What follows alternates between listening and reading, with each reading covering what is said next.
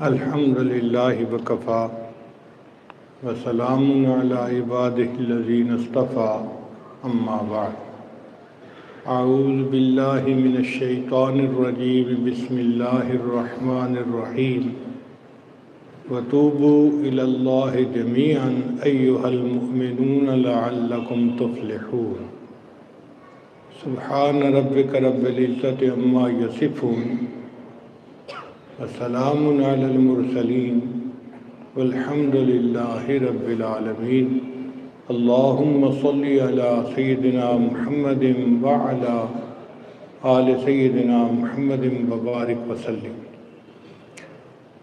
ابن تیمیہ رحمۃ اللہ علیہ نے اپنی کتاب الایمان الاوسط میں 10 اسباب لکھے ہیں جن سے انسان کے گناہ معاف ہوتے ہیں۔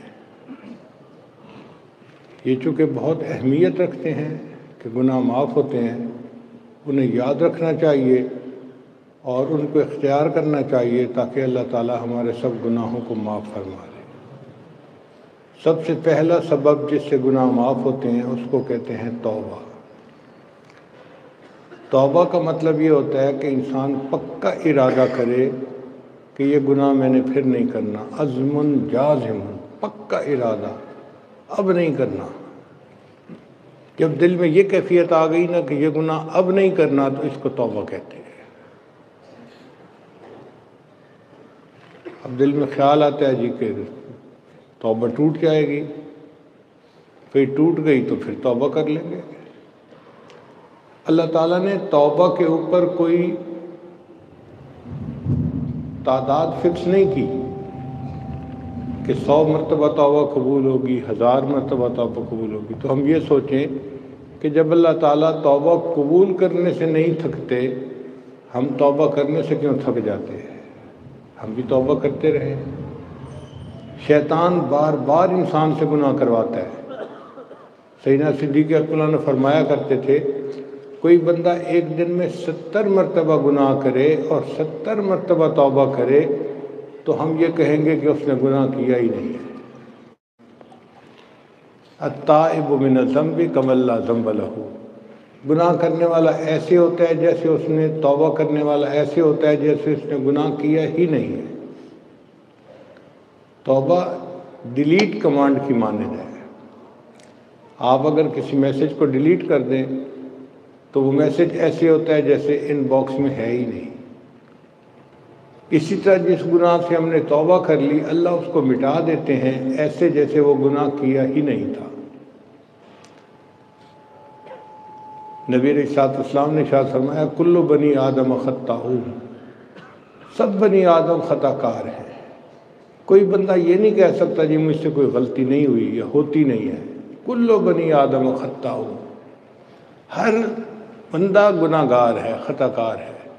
وخیر الخطائین التوابون، اور سب سے بہتر خطا کار وہ ہے جو توبہ کرتا ہے۔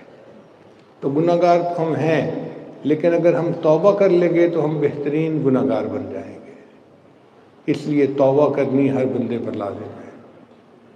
علماء نے لکھا ہے کہ دنیا کے ہر انسان پر توبہ کرنی ضروری ہے۔ کافر پر کفر سے توبہ کرنی ضروری، مسلمان پر گناہ کبیرہ سے توبہ کرنی ضروری، اور اگر کوئی بندہ کہے جی کہ میں تو کبیرہ گناہ نہیں کرتا تو وساوس شیطانی پر توبہ کرنی ضروری۔ اب کوئی بندہ کہے جی کہ مجھے تو وساوس شیطانی بھی نہیں آتے تو کمی اخلاص کے اوپر توبہ کرنی ضروری، کیونکہ ہم کوئی عمل ایسا نہیں کر سکتے جو اللہ کی شان کے مطابق ہو۔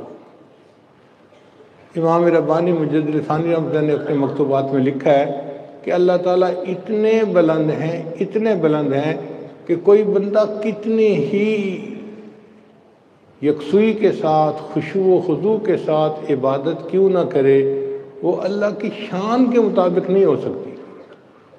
اس کی شان کے پردوں سے نیچے ہی رہ جاتی ہے، اس کی شان کے مطابق نہیں ہو سکتی۔ آپ اندازہ لگائیے ہمارے آقا اور سردار حضرت محمد مصطفیٰ احمد مجتبیٰ صلی اللہ علیہ وسلم نے یہ فرمایا ما عبدنا کا حق کا عبادت، اے اللہ جیسے تیری عبادت کا حق تھا وہ حق ادا میں نہیں کر سکا۔ اگر وہ امام الانبیاء بھی عبادت کا حق ادا نہیں کر سکے تو ہم کس کھیت کی گاجر مولی ہیں بھائی، ہماری کیا اوقات ہے۔ حدیث پاک میں آتا ہے کہ فرشتے اللہ کی عبادت کرتے ہیں اور وہ بھی کہتے ہیں ما عبدنا کا حق کا عبادت۔ اگر معصوم فرشتے بھی اللہ کی عبادت کا حق ادا نہیں کر سکتے تو ہم تو گناہگار بندے ہیں۔